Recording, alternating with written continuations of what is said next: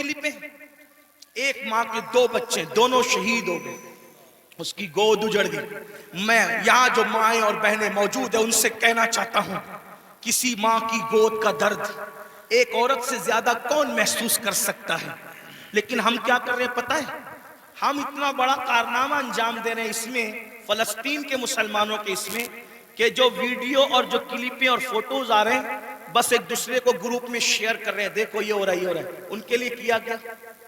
ان کے دکھ میں کہاں شریک ہو تم؟ بتاؤ۔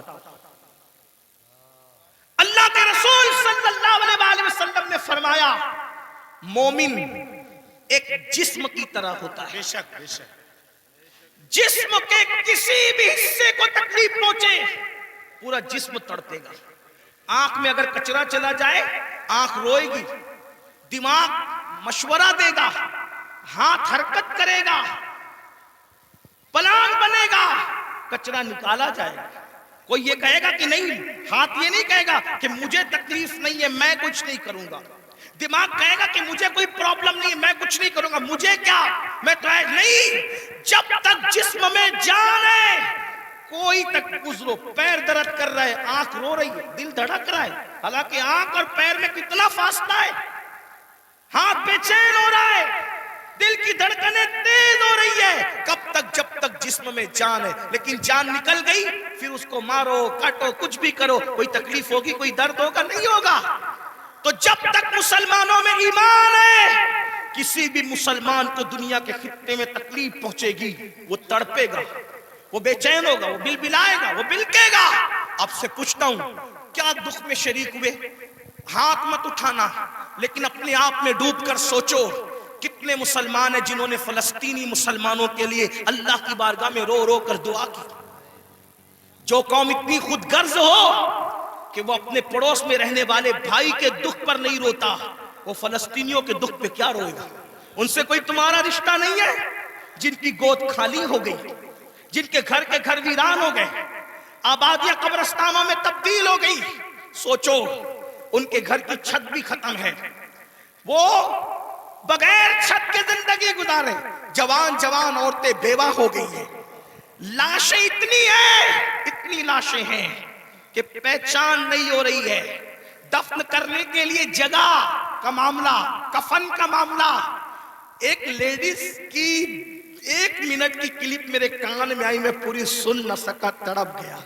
وہ کہہ رہی تھی انگلش میں کہ ہمارے چھوٹے چھوٹے فلسطینی بچے اب اپنے ہاتھوں پر نام لکھ رہے ہیں، اور اپنے ہاتھوں پر اس لیے نام لکھ رہے ہیں کہ ان کو ایسا لگتا ہے پتہ نہیں ظالم اسرائیل کی طرف سے کب بم برس جائے اور ہم مر جائیں تو نام ہاتھ پہ لکھ دے تاکہ ہمارے گھر والے اسی نام کی وجہ سے ہمیں پہچان سکیں۔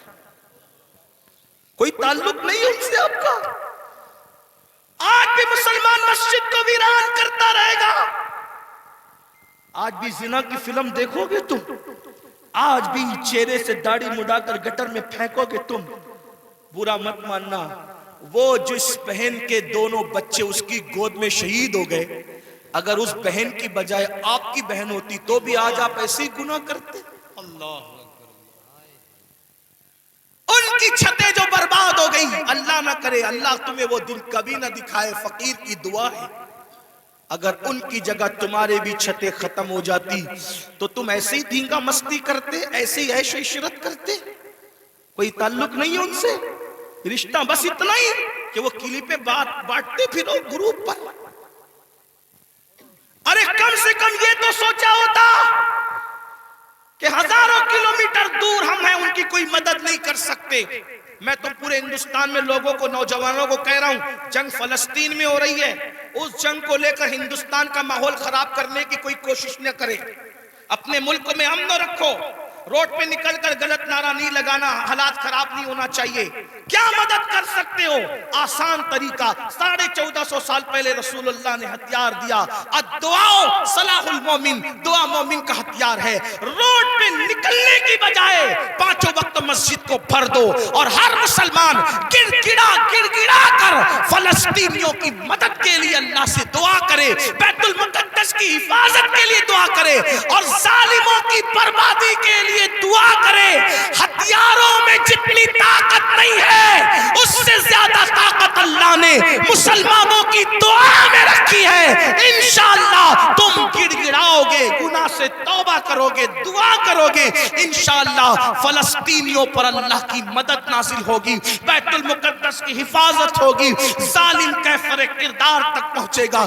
لیکن بڑی معذرت کے ساتھ نہیں آتے ہو نا, مسجد کی طرف نہیں آتے ہو, سب طرف جانا چاہتے ہو, مسجد کی طرف نہیں آتے ہو.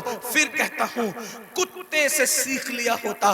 جب کوئی کتے کو ڈنڈا مارتا ہے تو کتا چلاتے ہوئے کسی اور کے دروازے پہ نہیں جاتا, کتا چلاتے ہوئے اپنے مالک کے دروازے پہ آتا ہے. کتے کو پتا ہے کوئی مار رہا ہے, اگر مار سے مجھے کوئی بچا سکتا ہے تو میرا مالک ہی بچا سکتا ہے. مسلمانوں, دنیا تمہیں اتنا پیٹ رہی ہے, دنیا تمہیں اتنا لوٹ رہی ہے, کتا پیٹنے کے بعد مالک کی چوکھٹ پہ آ جاتا ہے. تم انسان ہو کر کب آؤ گے مالک کے دروازے پر, اللہ کے دروازے پہ کب آؤ گے؟ یاد رکھنا کل بھی اپنے مسائل کا حل اللہ کی چوکھٹ پہ تھا, خدا کے در پہ تھا, آج بھی اپنے مسائل کا حل اللہ کی بارگاہ میں ہے. پلٹ آؤ اللہ کی طرف, کہیں پناہ نہیں ملے گی, پناہ ملے گی تو اسی کی بارگاہ میں ملے گی. رجوع ہو جاؤ اس کی طرف. گناہ کر کے نہ کسی کو عزت ملی ہے نہ آپ کو عزت مل سکتی ہے. مجھے پتا ہے ان ہزاروں جوانوں میں کچھ ایسے سعادت مند چہرے مجھے نظر آ رہے ہیں جن کے دلوں میں واقعی امت کا درد ہے, قوم کا درد ہے. وہ پلٹیں گے, وہ توبہ کریں گے, وہ نادم ہوں گے. ہاں ہاں میری قوم کے جوانوں, ضرور یاد رکھو ہر دروازے پہ جا کر کے اگر انسان جرم کا اعتراف کرتا ہے, دنیا کی عدالتوں کا دستور ہے جہاں پر جرم کو قبول کر لو تو عدالتیں سزا سناتی ہے. ایک میرے اللہ کی عدالت ہے, وہاں جرم قبول کر لو تو سزا نہیں سنائی جاتی بلکہ معاف کر دیا جاتا ہے. ہر جگہ کا دستور ہے کہ اگر جرم قبول کر لو تو لوگ ذلیل کرتے ہیں. یہ میرے اللہ کی شان ہے, جرم قبول کر لو تو یحب التوابین کا خوبصورت تمغہ گلے میں ڈال دیا جاتا ہے اور محبوب بنا لیا جاتا ہے. تو آؤ نا میرے بھائیو, اللہ سے دور کیوں ہو؟ وہ اللہ جس کا فرمان ہے کوئی میری طرف چل کے آتا ہے تو میری رحمتیں اس کی طرف دوڑ کر جاتی ہے. یاد رکھنا لڑکا لڑکی کے ناجائز تعلقات میں کوئی لطف نہیں ہے, یہ توائی ہے. آؤ اللہ سے تعلق جوڑیں, کیا بات, آؤ اس کے قریب ہو جائیں. میں نے تو یہ بزرگوں سے سنا بھی اور محسوس بھی کیا, سب سے تعلق جوڑنا مشکل ہے. توجہ ہے, کیا بات جی حضرت. رضا نگر رامپور والوں توجہ ہے, گرد نواز سے آنے والے, سب سے تعلقات بنانا مشکل ہے. سب سے آسان اگر کسی سے تعلق بنانا ہے تو اللہ سے. جلدی ناراض نہیں ہوتا, توجہ, جلدی ناراض نہیں ہوتا, جلدی راضی ہو جاتا. رب کو منانا بہت آسان ہے, لیکن یہ میری قوم کی جفاکاریوں کا ماتم کون کرے؟ سب کو منانا چاہتے ہیں, رب کو نہیں منانا چاہتے, کیونکہ رب کی ناراضگی کی ان کے پاس اہمیت کیا ہے؟ سیٹ ناراض نہیں ہونا چاہیے, بیوی ناراض نہیں ہونا, حتیٰ کہ جن بچوں کو ہم نے پیدا کیا, جو ہم سے وہ بچے ناراض نہیں ہونا چاہیے. بچے کہے بیٹا ابا کھلونا لے کر آنا, بھول گئے تو کہتے بیٹا سوری, سوری بیٹا نہیں لا سکا, بھول گیا نا, کل لائیں گے. اس سنڈے نہیں لے کر کے چلے تفریح کے لیے. ہم بھی 50 بار سوری بول چکے اپنے بچوں کو, اس لیے کہہ رہا ہوں. ہاں لیکن آپ سے پوچھتا ہوں, اپنے چھوٹے چھوٹے بچوں کو منانے کی فکر ہے, وہ یار وہ رب, آپ ذرا غور کرو اس کی نعمت پہ غور. چلے بات میں ختم کرنے لگا تھا, لیکن ایک بات بہت سوچنے کی ہے جی حضرت. اس کی نعمتوں پہ غور کرو. اللہ تعالیٰ پیدا ہونے سے لے کے مرے دم تک ہمیں آکسیجن دیتا ہے. اپنے گھر پہ کیا بل آتا ہے مہینے کا؟ کیا بات. کسی گھر بھیجا اللہ پاک نے کوئی بل بھیجا؟ کچھ مانگا اللہ نے؟ اگر 8 گھنٹے ڈاکٹر آکسیجن لگائے نا تو اتنا لمبا بل آتا ہے کہ انسان سوچنے لگتا ہے کہ میں کہاں چلا گیا تھا. یہی ہے نا جی, ڈاکٹر نے 8 گھنٹے کی آکسیجن دی تو ہزاروں وصول کر لیا, ہے نا, ہے نا. اللہ تعالیٰ نے پوری زندگی آکسیجن ہمیں فری میں. کچھ مانگا, بولو تو کچھ مانگا اللہ نے؟ مجھے بتاؤ تو صحیح. کچھ مانگا اللہ نے کچھ نہیں. یہ زمین اللہ نے دی ہے چلنے کی, آسمان کا سائبان. میرے بھائی جب سوتے ہو نا تو یہ کیڑے مکوڑے ہمارے ناک اور کان میں نہیں جاتے. 99% لوگوں کے کان میں کیڑے مکوڑے, حالانکہ کیڑے کی فطرت ہے کہ جب سوراخ دیکھے گا تو اس میں گھس جائے گا. کیوں نہیں جاتے پتہ ہے؟ 60 فرشتے ہر انسان پر اللہ نے حفاظت کے لیے مقرر کر رکھا. کیا حفاظت ہے. ناک اور کان میں کیڑے بھی نہ جائیں میرا اللہ بچاتا ہے. سوچو تو صحیح نہیں, غور کرو. گھر سے نکلتے ہو نا اللہ کا نام لے کر, 2 فرشتے حفاظت کے لیے مقرر کرتا ہے جب تک گھر پر لوٹ نہیں جاتے.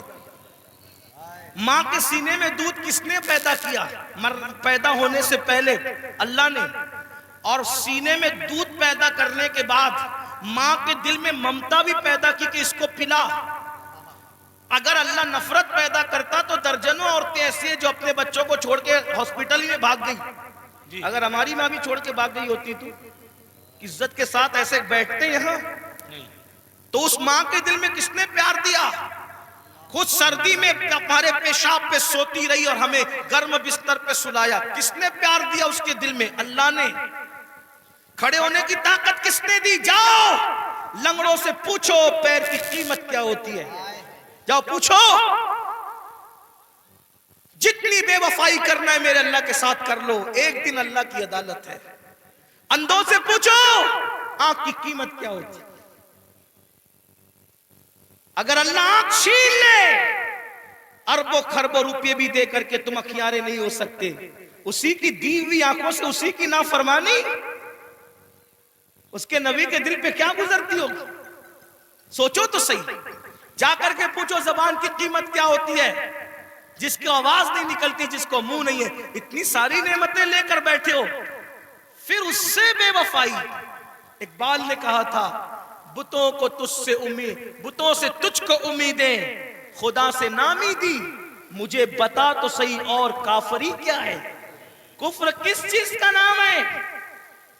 کہتے ہو اللہ نے ہمیں دیا کیا؟ میں نے کہا لگا قیمت آنکھ کی, لگا قیمت کان کی, لگا قیمت زبان کی, لگا قیمت